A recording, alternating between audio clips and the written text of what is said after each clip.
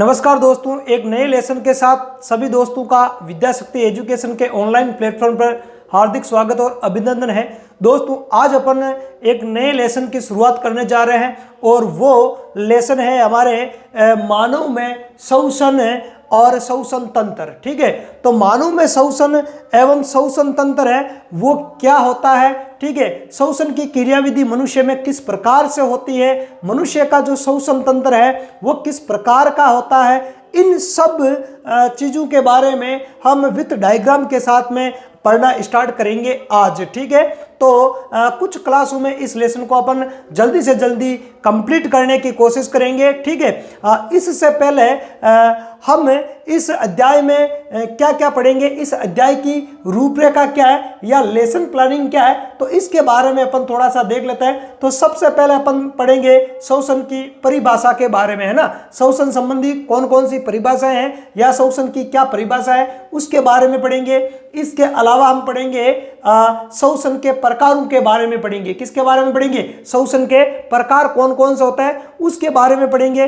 इसके अलावा मानव श्वसन अंग और श्वसन तंत्र, इसकी संरचना अपन देखेंगे, है ना, कि मानव के कौन कौन से श्वसन अंग होते हैं। ठीक है, और श्वसन तंत्र का निर्माण है वो किन किन अंगों से होता है, श्वसन तंत्र की संरचना है वो किस प्रकार की होती है, ये देखेंगे। इसके अलावा हम पढ़ेंगे श्वसन की क्रियाविधि के बारे में। किसके बारे में? श्वसन की क्रियाविधि है वो क्या होती है, मतलब हम कैसे श्वास अंदर लेते हैं और कैसे हम श्वास को छोड़ते हैं। ठीक है, जो ऑक्सीजन है वो आगे जाके कोशिकाओं में क्या करती है। ठीक है, CO2 कैसे बनती है, तो उन सब क्रियाविधियों के बारे में अपन चर्चा करेंगे। और इसके अलावा हम पढ़ेंगे लास्ट में मानव श्वसन संबंधी प्रमुख रोग कौन कौन से होते हैं, या यूं भी कह सकते हैं कि श्वसन तंत्र से संबंधित है वो प्रमुख रोग है वो कौन कौन से होते हैं। तो इन 5 बिंदुओं के तहत हम इस चैप्टर को कंप्लीट करेंगे और ये कार्य अपन आगामी कुछ क्लासों में लगातार करेंगे। ठीक है, एक साथ सारे जो पॉइंट है वो नहीं पढ़ेंगे। ठीक है, धीरे धीरे अपन पढ़ेंगे। तो आज अपन स्टार्ट करते हैं श्वसन के संबंध में। तो सबसे पहले अपन देखते हैं श्वसन संबंधी परिभाषाओं के बारे में। किसके बारे में? श्वसन संबंधी परिभाषाओं के बारे में अपन देखते हैं। ठीक है, तो श्वसन की परिभाषाएं क्या होती है इसको अपन देखते हैं। सबसे पहले परिभाषाएं।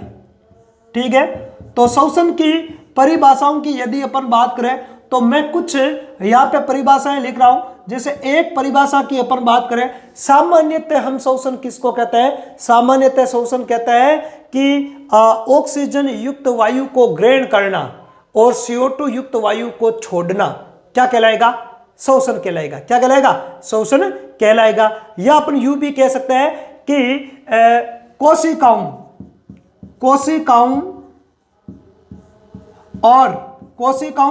और किसके बीच में?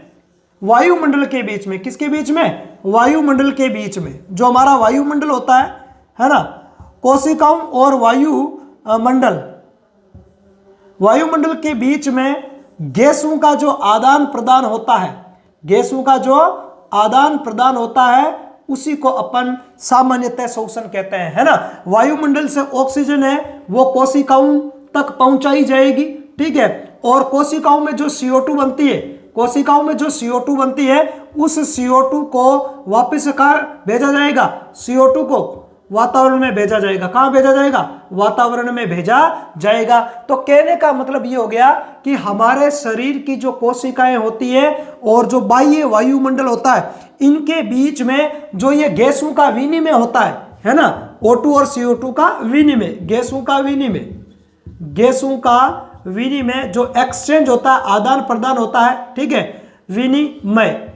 तो इस विनिमय को हम क्या कहते हैं? इस विनिमय को अपन कहते हैं श्वसन। सामान्यतः श्वसन की परिभाषा है वो इस प्रकार दी जा सकती है, पर ये जनरल परिभाषा है, सामान्य परिभाषा है। इससे श्वसन का सही सटीक अर्थ है वो नहीं निकलता है ना। हम नॉर्मली कह सकते हैं कि कोशिकाओं और बाह्य वायुमंडल के बीच में O2 और CO2 का जो आदान प्रदान होता है, जो विनिमय होता है, विनिमय की इस प्रक्रिया को हम क्या कहते हैं, श्वसन के नाम से जानते हैं। क्या कहते हैं इसको अपन श्वसन के नाम से जानते हैं। ठीक है, आगे बात समझ में। अब एक दूसरी और परिभाषा की अगर बात करें अपन, ठीक है, इसके अपन है दूसरी परिभाषा की बात करें श्वसन की, तो श्वसन की दूसरी परिभाषा है वो क्या हो सकती है कि कोशिकाओं में स्थित भोजन है ना, कोशिकाओं में स्थित जो भोजन है, कोशिकाओं में स्थित भोजन, कोशिकाओं में स्थित भोजन, उस भोजन का क्या किया जाता है, ऑक्सीकरण किया जाता है। उस भोजन का क्या किया जाता है, ऑक्सीकरण किया जाता है ऑक्सीजन की उपस्थिति में, है ना, O2 की उपस्थिति में। O2 की उपस्थिति की बात करें तो O2 की उपस्थिति में उस भोजन से क्या बनाई जाते हैं, ऊर्जा बनाई जाती है। क्या बनाई जाती है, ऊर्जा बनाई जाती है, ATP बनाई जाती है, एडिनोसिन ट्राइफॉस्फेट, जिसको कोशिका की ऊर्जा मुद्रा कहा जाता है। क्या कहा जाता है, कोशिका की ऊर्जा मुद्रा कहा जाता है। और सभी जैविक क्रियाओं के लिए यही ऊर्जा काम में आती है। यदि ये ऊर्जा नहीं बनेगी तो कोई भी सजीव है वो जीवित नहीं रह पाएगा, क्योंकि ऊर्जा के बगैर कोई भी जैविक क्रिया नहीं होगी। ठीक है, तो क्या किया जाता है कि कोशिकाओं में स्थित जो भोजन है ना, कोशिकाओं में स्थित जो भोजन है, उस भोजन को ऑक्सीजन की उपस्थिति में, किसकी उपस्थिति में, ऑक्सीजन की उपस्थिति में ऊर्जा में बदल दिया जाता है। साथ ही साथ इसमें क्या बनती है, CO2 भी बनती है और जल भी बनता है। क्या बनता है, CO2 और जल भी बनता है। ठीक है, इस CO2 को हम वायुमंडल में निष्कासित कर देते हैं। क्या, कहां कर देता है, इसको अपन वायुमंडल में निष्कासित कर देते हैं। तो ये जो प्रक्रिया है इसी को अपन श्वसन कहते हैं। इसी को हम क्या कहते हैं, इसी को हम श्वसन कहते हैं। ठीक है, आगे बात समझ। कोशिकाओं में स्थित जो भोजन होता है उसको ऑक्सीजन की उपस्थिति में किसमें बदला जाता है, ऊर्जा, ATP, CO2 और जल में। तो ये जो ऊर्जा होती है, इस ऊर्जा का उपयोग है वो शरीर के द्वारा कर लिया जाता है। किसके द्वारा कर लिया जाता है, शारीरिक क्रियाओं में हो जाता है। इसका उपयोग कहाँ हो जाता है, शारीरिक क्रियाओं में, है ना, शारीरिक क्रियाओं में इसका उपयोग है वो कर लिया जाता है। और यह हानिकारक होती है तो इसको वापस बाह्य वायुमंडल में निष्कासित कर दिया जाता है। क्या कर दिया जाता है, इसको निष्कासित कर दिया जाता है। और जल हमारे शरीर के लिए वैसे ही क्या होता है, उपयोगी होता है, तो उसको शरीर के अंदर ही रख लिया जाता है। तो मुख्यतः श्वसन को इस प्रकार से अपन परिभाषित करते हैं। आगे बात समझ में। तो मुख्यतः श्वसन का जो अर्थ है वो इसी प्रोसेस से लिया जाता है। ठीक है, अब यहाँ पे अपन भोजन की क्यों चर्चा करते हैं, ठीक है, तो इसको अपन देखो एक और तरीके से अपन समझते हैं। इस परिभाषा को और थोड़ा डिटेल से अपन समझने का प्रयास करते हैं। तो बात करें तो हमारा जो पाचन तंत्र होता है, शुरुआत अपन पाचन तंत्र से करते हैं। हमारा जो पाचन तंत्र होता है, ये पाचन तंत्र भोजन का क्या करता है, पाचन करता है। ये पाचन तंत्र है वो भोजन का क्या करता है भाई, भोजन का करता है ये पाचन। भोजन का क्या करता है, पाचन करता है। ठीक है, भोजन का पाचन, पाचन तंत्र के द्वारा भोजन का क्या किया जाता है, पाचन, भोजन का पाचन किया जाता है। क्या किया जाता है, भोजन का पाचन किया जाता है। और इस भोजन में जितने भी जो घटक होते हैं उनको अंततः किस में बदल दिया जाता है, ग्लूकोज में बदल दिया जाता है। किस में बदल दिया जाता है, ग्लूकोज में बदल दिया जाता है। किस में बदल दिया जाएगा, ग्लूकोज में बदल दिया जाएगा। अब ये जो ग्लूकोज होती है, इस ग्लूकोज को, ये जो ग्लूकोज होती है, इस ग्लूकोज को क्या किया जाता है, ऑक्सीजन की उपस्थिति में कोशिकाओं में, मुख्यतः अपन देखें तो किसकी उपस्थिति में, O2 की उपस्थिति में। किसकी उपस्थिति में, O2 की उपस्थिति में, O2 की उपस्थिति में, O2 की उपस्थिति में। ये ऑक्सीजन यहां काम में आती है। O2 की उपस्थिति में ये जो ग्लूकोज होती है, इस ग्लूकोज को किस में कन्वर्ट कर दिया जाएगा, एक तो कर दिया जाएगा आपके ATP में, है ना, जो ऊर्जा होती है, जो क्या होती है, ऊर्जा होती है। और इसके अलावा इसको किसमें, CO2 में तोड़ दिया जाएगा। इसके अलावा क्या बनेगा, इस प्रक्रिया में जल भी बनेगा। क्या बनेगा, जल भी बनेगा।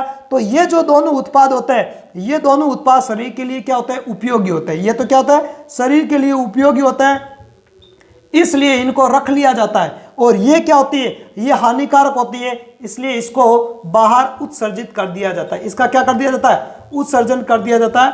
या अपन कह सकते हैं कि निष्कासन, इसका निष्कासन है वो कर दिया जाता है। तो मुख्यतः हम जो भोजन ग्रहण करते हैं उस भोजन का पाचन तंत्र के द्वारा क्या होता है, पाचन होता है। और भोजन का पाचन कैसे होता है, इसके बारे में हम पाचन तंत्र में पूरा डिटेल से पढ़ चुके हैं। पचित भोजन है वो अंततः किस में बदल दिया जाएगा, ग्लूकोज में बदल दिया जाएगा।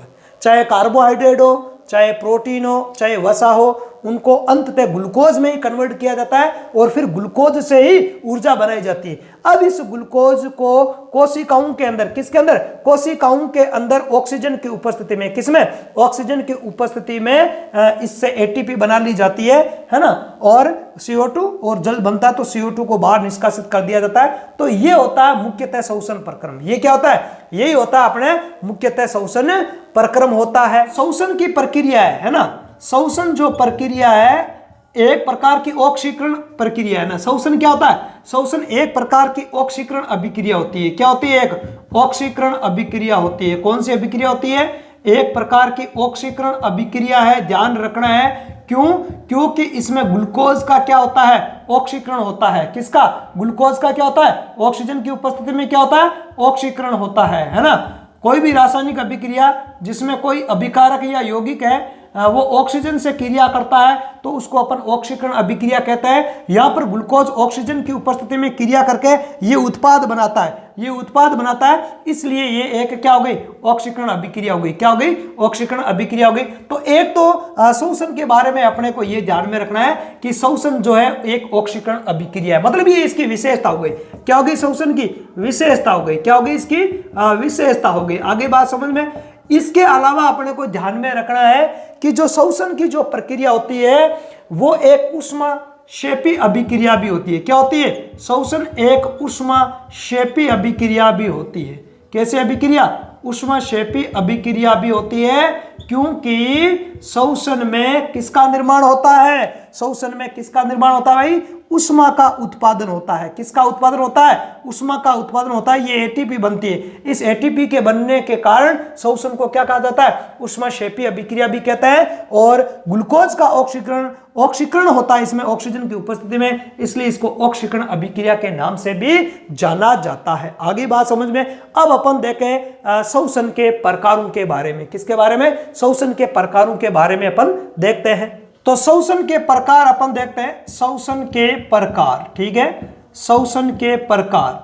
तो सामान्यतः श्वसन है वो दो प्रकार का होता है। सामान्यतः श्वसन है वो कितने प्रकार का होता है, वो दो प्रकार का होता है। ध्यान रखना, कितने प्रकार का होता है श्वसन, दो प्रकार का होता है। एक अपन बात करें तो एक होता है हमारे बाह्य श्वसन। एक कौन सा श्वसन होता है, बाह्य श्वसन, और एक होता है अंत्य श्वसन। ठीक है, तो ध्यान रखना, एक तो कौन सा श्वसन होता है, बाह्य श्वसन, बाह्य श्वसन, एक्सटर्नल रेस्पिरेशन है ना, एक्सटर्नल रेस्पिरेशन। और एक होता है अपने अंत्य श्वसन या आंतरिक श्वसन है ना, आंतरिक श्वसन, इंटरनल है ना, आंतरिक श्वसन, आंतरिक, या इसको कोशिकीय श्वसन भी बोला जाता है। क्या बोलते हैं, कोशिकीय श्वसन। कौन सा श्वसन, कोशिकीय श्वसन या आंतरिक श्वसन के नाम से भी जाना जाता है। इंटरनल रेस्पिरेशन या सेलुलर रेस्पिरेशन अपन इसको कह सकते हैं, कोशिकीय श्वसन कह सकते हैं। हम ज्यादातर जिसकी बात करते हैं कि श्वास लेना और श्वास छोड़ना क्या कहलाएगा श्वसन, वो बाह्य श्वसन की चर्चा करते हैं। और विज्ञान में एक्चुअल में जो पढ़ा जाता है वो अंत्य श्वसन के बारे में या आंतरिक श्वसन के बारे में पढ़ा जाता है ना। तो बाह्य श्वसन या आंतरिक श्वसन क्या होता है, दो प्रकार का श्वसन है, तो इनको अपन देखते हैं। तो सबसे पहले अपन बात करें बाह्य श्वसन की। किसकी बात करें, सबसे पहले अपन देखते हैं बाह्य श्वसन के बारे में। किसके बारे में देखते हैं, सबसे पहले अपन बाह्य श्वसन की चर्चा कर लेते हैं कि भाई बाह्य श्वसन क्या होता है। ठीक है, तो मैंने अभी आपको दो परिभाषाएं बताई थी। सबसे पहले जो परिभाषा बताई थी कि मैंने कहा कि वायुमंडल और कोशिकाओं के बीच में O2 और CO2 का जो आदान प्रदान होता है उसको हम श्वसन कहते हैं। वो परिभाषा बाह्य श्वसन के आधार पर आधारित थी। वो परिभाषा किस पर आधारित थी, बाह्य श्वसन पर आधारित थी, मतलब बाह्य श्वसन के अकॉर्डिंग वो परिभाषा थी। और ज्यादातर है अपन उसी से उसका अर्थ निकालते हैं। ठीक है। सामान्यतः कहते थे कि भाई O2 को ग्रहण करना और CO2 को बाहर निकालना क्या कहलाता है, शोषण कहलाता है, ठीक है। और जो दूसरी परिभाषा बताई थी कि ग्लूकोज के ऑक्सीकरण है तो ऑक्सीजन को अंदर ग्रहण करना और ATP का उत्पादन करना तथा जो CO2 बनती है उसको बाहर निकालने की जो प्रक्रिया है वो आंतरिक या कोशिकीय शोषण कहलाता है, क्योंकि यह प्रक्रिया कोशिकाओं के अंदर होती है। कहां होती है यह प्रक्रिया, कोशिकाओं के अंदर होती है। तो एक बार फिर से अपन इसको डिटेल से देखते हैं। सबसे पहले देखें हम बाह्य शोषण। तो बाह्य शोषण की प्रक्रिया में क्या होता है, गैसों का विनिमय होगा, है ना। कोशिकाएं, शरीर की जो कोशिकाएं होती है, ठीक है, कोशिकाओं और जो अपने कौन वायुमंडल होता है, कौन होता है, वायुमंडल। कोशिकाओं और वायुमंडल के बीच में क्या होता है, गैसों का एक्सचेंज होता है, आदान प्रदान होता है। क्या होता है, आदान प्रदान होता है। वायुमंडल में क्या होती है, ऑक्सीजन होती है। वायुमंडल में ऑक्सीजन होती है तो इस ऑक्सीजन को कोशिकाओं द्वारा ग्रहण कर लिया जाएगा। किसके द्वारा, कोशिकाओं के द्वारा ग्रहण कर लिया जाएगा। और कोशिकाओं में जो CO2 बनती है वो CO2 वायुमंडल में चली जाएगी। कहां चली जाएगी, वायुमंडल में चली जाएगी। कहां चली जाएगी, वायुमंडल में चली जाएगी। तो ये जो CO2 है वायुमंडल में चलेगी। इस प्रकार जो यहाँ पर जो गैसों का विनिमय हो रहा है, इन दोनों प्रकार की जो गैसों का जो ये विनिमय हो रहा है ना, इसी को अपन बोलते हैं बाह्य शोषण, है ना। ये जो यहाँ पर गैसों का जो विनिमय हुआ, गैसों का विनिमय, है ना, किस किस के मध्य, कोशिकाओं और वायुमंडल के बीच में। तो ये जो पूरा जो प्रोसेस है इसके अंदर अपना संपूर्ण शोषण मार्ग आ जाएगा। यहाँ पे कौन सा एक होता है, शोषण मार्ग, ठीक है। तो यूं कह सकते हो कि कोशिकाओं और वायुमंडल के बीच शोषण मार्ग के द्वारा जो गैसों का जो विनिमय होता है, O2 और CO2 का जो विनिमय होता है, आदान प्रदान करने की जो प्रक्रिया होती है, उसी को हम बाह्य शोषण कहते हैं। क्या कहता है, बाह्य शोषण। तो सामान्यतः इसमें ऑक्सीजन ग्रहण की जाती है और CO2 को छोड़ा जाता है, इसलिए बाह्य शोषण होता है, एक भौतिक प्रक्रम होता है। क्या होता है, ये एक क्या होता है, एक भौतिक प्रक्रम है। क्या है, ये एक प्रकार का भौतिक प्रक्रम होता है। बाह्य शोषण ध्यान रखना है, भौतिक प्रक्रम है, क्योंकि इसमें किसी प्रकार की कोई रासायनिक अभिक्रिया नहीं होती, है ना।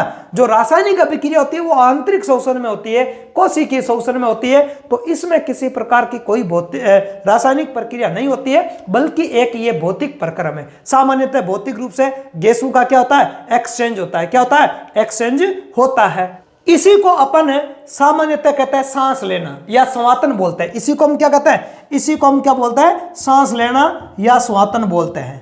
सांस लेना या क्या बोलते हैं, इसको स्वातन बोलते हैं। क्या बोलते हैं, स्वातन बोला जाता है। इसी प्रोसेस को या ब्रीथिंग, अंग्रेजी में क्या बोलेंगे, ब्रीथिंग बोलेंगे। क्या बोलेंगे, ब्रीथिंग, ब्रीथिंग बोलेंगे। क्या बोलेंगे, ब्रीथिंग बोलेंगे इसको, ठीक है। तो ये है अपने बाह्य शोषण, जिसमें किसकी भूमिका होती है, शोषण मार्ग की भूमिका होती है। मतलब कोशिकाओं में जो अंत्य शोषण के दौरान जो CO2 बनती है वो CO2 कोशिकाओं से बाहर निकल जाएगी, शोषण मार्ग से होते हुए वो वायुमंडल में चली जाएगी। कहाँ चली जाएगी, वायुमंडल में चली जाएगी। और वायुमंडल की जो ऑक्सीजन है वो शोषण मार्ग से होते हुए कहाँ चली जाएगी, कोशिकाओं में चली जाएगी। तो ये बाहर मतलब वायुमंडल और कोशिकाओं के बीच में जो एक्सचेंज हो रहा है O2 और CO2 का, उसी को अपन बोलते हैं बाह्य शोषण। क्या बोलता है, बाह्य शोषण। अब होता है आंतरिक शोषण। तो आंतरिक शोषण कोशिकाओं के अंदर होता है ना, जिसको अपन कोशिकीय शोषण बोलते हैं। मेन शोषण के अंदर इसी के बारे में ज्यादा पढ़ा जाता है। आगे बात सुन। तो आंतरिक शोषण या कोशिकीय शोषण क्या होता है, इसके बारे में अपन देखते हैं। तो आंतरिक शोषण की अपन चर्चा कर लेते हैं, ठीक है। आंतरिक शोषण, आंतरिक शोषण। तो आंतरिक शोषण कोशिकाओं के अंदर होता है। कहां होता है, कोशिकाओं के अंदर होता है, इसलिए इसको क्या कहते हैं, इसलिए इसको अपन बोलते हैं कोशिकीय शोषण भी कहते हैं। क्या कहते हैं, इसको अपन कोशिकीय शोषण कहते हैं। क्या कहते हैं, कोशिकीय शोषण इसको कहा जाता है। तो ये पूरा का पूरा जो प्रोसेस है वो कोशिका के अंदर होता है। कहां होता है, पूरा का पूरा प्रोसेस है वो एक कोशिका के अंदर होता है। जैसे मान लो कि ये नॉर्मली मैं एक कोशिका बना दूं, मान लो कि ये क्या है, ये अपने एक कोशिका हो गई। क्या हो गई, एक कोशिका हो गई। अब O2 को क्या कर लिया जाएगा, ग्रहण कर लिया जाएगा। O2 को क्या कर लिया जाएगा, ग्रहण कर लिया जाएगा। तो कोशिका के अंदर जो ग्लूकोज होती है, कोशिका के अंदर क्या होती है, जो ग्लूकोज होती है, इस ग्लूकोज को ये जो ऑक्सीजन होती है वो किस में तोड़ देगी, ये तोड़ देगी इसको ATP में, CO2 में और जल में तोड़ देगी। तो ये तो जल है, ठीक है, और जो एटीपी है ये तो हमारे शरीर के लिए क्या होता है, उपयोगी होता है, इनको तो अंदर ही रख लिया जाता है। और ये जो CO2 बनी है, ये CO2 हमारे शरीर के लिए क्या होती है, हानिकारक होती है। क्या होती है, हानिकारक होती है। तो इसको वापस बाहर निकाल दिया जाता है। इसका क्या, O2 को तो क्या करता है अपन, ग्रहण करता है। O2 को क्या करता है, ग्रहण, और इस CO2 का क्या कर देता है, निष्कासन कर देता है। क्या कर देता है, निष्कासन कर देता है। तो यहां पर देख लो, ग्लूकोज का ऑक्सीकरण होगा, ग्लूकोज का क्या होगा, ऑक्सीकरण होगा, और ये इतने रासायनिक पदार्थ बन रहे हैं। एटीपी रासायनिक पदार्थ है, ये बन रहा है, CO2 बन रही है, और H2O जल बन रहा है। इसलिए जो आंतरिक शोषण या जो कोशिकीय शोषण होता है वो एक रासायनिक प्रक्रम है, यह एक रासायनिक अभिक्रिया है। कैसी अभिक्रिया है, रासायनिक अभिक्रिया है। कैसी अभिक्रिया होती है, ये एक प्रकार की रासायनिक अभिक्रिया होती है। और इस प्रक्रिया में क्या बनती है, CO2 का उत्पादन भी होता है। इसमें किसका, CO2 का भी निर्माण होता है। किसका निर्माण होता है, CO2 का भी निर्माण होता है, जिसे बाहर निकाल दिया जाता है, जिसे बाहर निकाल दिया जाता है। जबकि बाह्य शोषण में न तो कोई CO2 का निर्माण होता है, ना कोई ऑक्सीकरण प्रक्रम होता है, ठीक है, सामान्यतः एक भौतिक प्रक्रम होता है। तो यह है अपने बाह्य शोषण और आंतरिक शोषण। अब आंतरिक शोषण को पुनः दो भागों में बांटा गया। कितने भागों में, इस आंतरिक शोषण को दो भागों में बांटते हैं। कितने भागों में बांटते हैं, दो भागों में बांटते हैं। एक तो है आपके वायवीय शोषण, एक तो कौन सा होता है, वायवीय, वायवीय या जिसको अपन बोलते हैं ऑक्सी शोषण। क्या बोलते हैं जिसको, ऑक्सी शोषण। कौन सा शोषण, ऑक्सी शोषण। और एक होता है अपने अवायवीय शोषण। कौन सा शोषण होता है, अवायवीय शोषण। ये कौन सा होता है, अवायवीय, अवायवीय शोषण। अवायवीय या जिसको अपन बोलते हैं अनोक्सी शोषण। क्या बोलते हैं इसको, अनोक्सी शोषण। कौन सा शोषण, अनोक्सी शोषण। अर्थात ये ऑक्सीजन की अनुपस्थिति में होता है। किसकी, ऑक्सीजन की अनुपस्थिति में होने वाला शोषण होता है। तो आंतरिक शोषण को ही दो भागों में बांटा गया, वायवीय शोषण या ऑक्सी शोषण, और एक होता है अवायवीय या अनोक्सी शोषण। क्या बोलते हैं, अवायवीय या अनोक्सी शोषण। तो इन दो प्रकारों को अपन बाद में डिटेल से, क्योंकि इनको अपन को डिटेल से पढ़ना है, तो इन दो प्रकार के शोषणों को अपन बाद में पढ़ेंगे डिटेल से। जितना हमने पढ़ा है एक बार इसके नोट्स लिख लेते हैं। क्या कर लेते हैं, नोट्स लिख लेते हैं, ठीक है, और ताकि आप उसका स्क्रीनशॉट ले सको। तो देखते हैं इसके नोट्स के बारे में। तो देखते हैं, देखो सबसे पहले देखते हैं अपन शोषण से संबंधित प्रमुख परिभाषाएं कौन कौन सी है।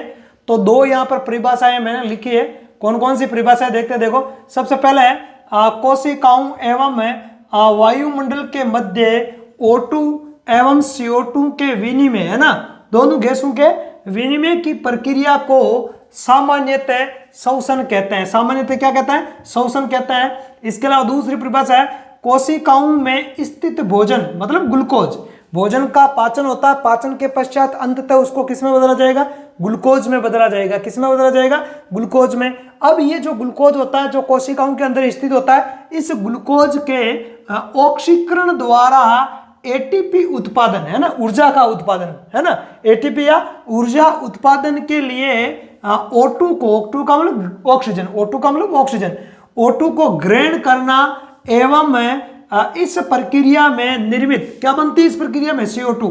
इस प्रक्रिया में निर्मित CO2 को बाहर निकालने की प्रक्रिया को क्या कहते हैं, शोषण कहते हैं। क्या कहते हैं, शोषण कहते हैं। आगे देखें अपन, तो अब आगे दो प्रमुख शोषण की विशेषताएं लिखिए कौन कौन सी।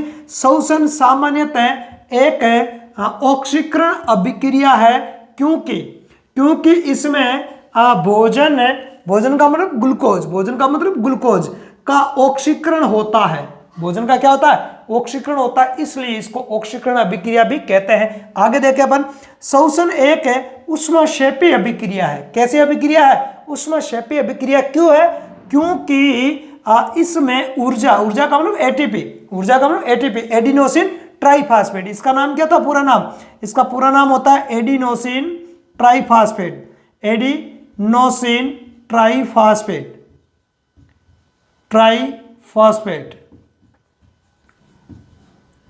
तो एटीपी का उत्पादन होता है, इसलिए ये एक ऊष्माक्षेपी अभिक्रिया है। एटीपी का मतलब ऊर्जा का उत्पादन होता है। ऐसी रासायनिक अभिक्रियाएं जिसमें ऊर्जा या ऊष्मा का उत्पादन होता है, विमुक्त होती है, तो उसको ऊष्माक्षेपी अभिक्रियाएं कहते हैं।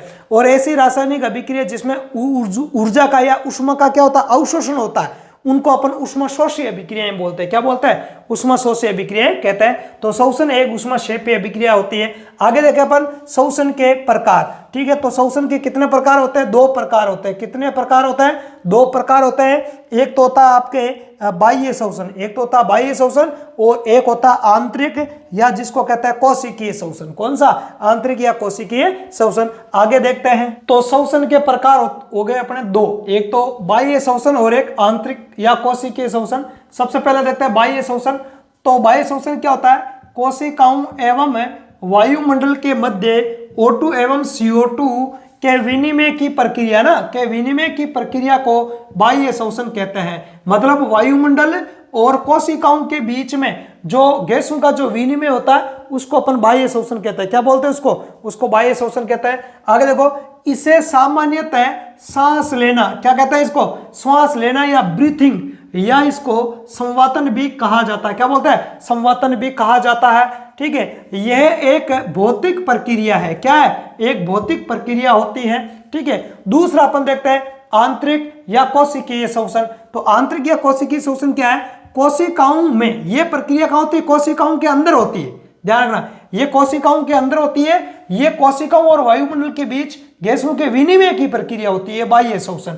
जबकि ये कोशिकाओं के अंदर होता है। कहां होता है, कोशिकाओं के अंदर। तो कोशिकाओं में O2 के उपभोग द्वारा, O2 का क्या किया जाएगा, उपभोग किया जाएगा। O2 के उपभोग द्वारा ग्लूकोज मतलब भोजन, ग्लूकोज के ऑक्सीकरण द्वारा ATP के निर्माण की प्रक्रिया को आंतरिक शोषण कहते हैं। क्या कहते हैं, ATP के निर्माण की प्रक्रिया को आंतरिक शोषण कहते हैं। यह कोशिकाओं के अंदर होता है, इसमें ऑक्सीजन का उपभोग होता है, जबकि इसमें ऑक्सीजन का कोई उपयोग नहीं होता, सिर्फ विनिमय होता है O2 और CO2 का।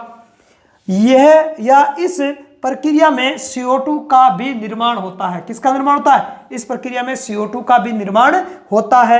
यह एक रासायनिक प्रक्रिया है या रासायनिक अभिक्रिया है। कैसी है, यह रासायनिक अभिक्रिया होती है। जबकि बाह्य शोषण कैसी प्रक्रिया है, भौतिक प्रक्रिया। कैसी प्रक्रिया, भौतिक प्रक्रिया होती है। आगे देखो आगे है आंतरिक या कोशिकीय शोषण निम्न दो प्रकार का होता है। आंतरिक या कोशिकीय जो शोषण है वो कितने प्रकार का होता है, दो प्रकार का होता है। एक तो होता है अवायवीय या अनोक्सी शोषण। इसमें ऑक्सीजन की आवश्यकता नहीं होती ग्लूकोज के ऑक्सीकरण के लिए, है ना। ग्लूकोज के ऑक्सीकरण के लिए ऑक्सीजन की आवश्यकता नहीं होती है, तो उसको अनोक्सी या अवायवीय शोषण कहते हैं। और इसको बोलते हैं वायवीय या ऑक्सी शोषण। इसमें ग्लूकोज के ऑक्सीकरण के लिए ऑक्सीजन की आवश्यकता होती है, ठीक है, इसलिए इसको वायवीय शोषण कहा जाता है या ऑक्सी शोषण कहा जाता है। तो ये थे शोषण के दो प्रकार, बाह्य शोषण और आंतरिक शोषण। और आंतरिक शोषण के फिर दो प्रकार हो गए आपके अवायवीय और वायवीय शोषण। इनको अपन आगे की क्लासों में डिटेल से अपन पढ़ेंगे। अब जितना हमने पढ़ा है इसके संबंध में कुछ विशेष तथ्यों की अपन बात कर लेते हैं। कुछ मोस्ट इंपोर्टेंट तथ्य हैं जो कई बार है वो परीक्षाओं में पूछे जाता है। तो मोस्ट इंपोर्टेंट तथ्य कौन कौन से हैं उनके बारे में अपन एक बार चर्चा कर लेते हैं। विशेष तथ्यों में अपन देखते हैं मानव में औसतन श्वसन दर, है ना, मनुष्य में जो श्वसन दर होती है वो 16 से 20 बार प्रति मिनट। एक मिनट में लगभग एक सामान्य स्वस्थ मनुष्य कितनी बार श्वास ले सकता है, 16 से 20 बार एवरेज है, ये औसतन है, ठीक है। आप जानबूझकर ज्यादा भी ले सकते हो, श्वास रोककर कम भी ले सकते हो। तो औसतन एक स्वस्थ जो मनुष्य होता है, मानव होता है, वो एक मिनट में 16 से 20 बार श्वास लेता है, ठीक है, ध्यान रखना है। और हृदय स्पंदन दर अलग होती है। हृदय स्पंदन दर कितनी होती है, वो 72 बार, है ना। हृदय स्पंदन दर कितनी होती है, 72 बार प्रति मिनट। कितनी होती है, 72 बार, वो अलग चीज है, ठीक है। और यह श्वसन की बात हो रही है, तो श्वसन है वो 16 से 20 बार प्रति मिनट होता है, जबकि हृदय स्पंदन दर कितनी होती है, 72 बार प्रति मिनट होती है लगभग। आगे बात करें, आगे है श्वसन दर का मापन। श्वसन दर का मापन किस यंत्र द्वारा करता है, स्पीरोमीटर द्वारा किया जाता है। किसके द्वारा करता है, स्पीरोमीटर के द्वारा किया जाता है। आगे बात करें, एक कोशिकीय एवं सरल संरचना वाले बहुकोशिकीय जीव, जैसे कि बात करें स्पंज, है ना, स्पंजों में स्लेंट्रेट संघ के जो जंतु होते हैं, स्लेंट्रेटा संघ के जंतु, उनमें चपटे कर्मी जिनको प्लेटीहेलमिंथीज कहते हैं ना, चपटे कर्मी, यहाँ है चपटे कर्मी है, ठीक है, ध्यान रखना। तो चपटे कर्मी, प्लेटीहेलमिंथीज आदि में O2 व CO2 का आदान प्रदान शरीर की सतह द्वारा, किसके द्वारा, शरीर की सतह द्वारा विसरण प्रक्रिया द्वारा होता है। मतलब इनमें O2 और CO2 का जो एक्सचेंज है वो विसरण द्वारा होता है। इनमें कोई उत्तक है, अंग है वगैरह नहीं पाए जाता है, इसलिए ना इनमें हमारी तरह उत्तक अंग वगैरह नहीं पाया जाता है। शोषण के लिए कोई अलग से शोषण तंत्र नहीं होता है। तो सामान्यतः शरीर की सतह के द्वारा ऑक्सीजन ग्रहण कर ली जाएगी और CO2 को छोड़ दिया जाएगा। आगे बात करें तो आगे है मछलियों में, किसमें, मछलियों में क्लोम या जिनको बोलते हैं गिल्स या गलफड़े, ध्यान रखना तीनों नाम एक ही, चाहे क्लोम बोलो, चाहे गिल्स बोलो, चाहे गलफड़े बोलो। तो मछलियों में इनके द्वारा शोषण होता है, जबकि केंचुए में नम त्वचा के द्वारा, किसके द्वारा, केंचुए की त्वचा कैसी होती है, नम, लसलसी होती है, लसलसी नम त्वचा द्वारा शोषण होता है, ठीक है। तो ध्यान रखना मछलियों में क्लोम या गिल्स या गलफड़ों द्वारा, जबकि केंचुए में नम त्वचा के द्वारा शोषण होता है। कई बार ये सवाल पूछे गए, ये मछली वाला पूछा गया है और केंचुए वाला पूछा गया सवाल है, ठीक है। शोषण दर का मापन का पूछा गया है, शोषण दर है वो कितनी होती है ये भी पूछा गया सवाल है। आगे देखो मनुष्य सहित सभी स्तनधारियों, सरीसृपों एवं पक्षियों में किसके द्वारा, फेफड़ों द्वारा शोषण होता है, किसके द्वारा, फेफड़ों द्वारा। तो मनुष्य में शोषण है वो फेफड़ों द्वारा होता है। और इस लेसन में हम मनुष्य में होने वाले शोषण को ही डिटेल से पढ़ेंगे, मानव श्वसन तंत्र के बारे में ही डिटेल से पढ़ेंगे। तो इस क्लास में फिलहाल इतना ही। यदि क्लास आपको अच्छी लगी है तो इसको अपने दोस्तों में ज़्यादा से ज़्यादा शेयर करना है। चैनल पर आप नए हो तो चैनल को सब्सक्राइब करना है, लाइक करना है और बेल वाले आइकन को जरूर प्रेस करना है, ताकि जैसे ही मैं कोई वीडियो अपलोड करूं उसका नोटिफिकेशन आपको हाथों हाथ मिल जाए। तो इस क्लास में फिलहाल इतना ही, अगली क्लास में फिर मिलेंगे, तब तक के लिए धन्यवाद, जय हिंद।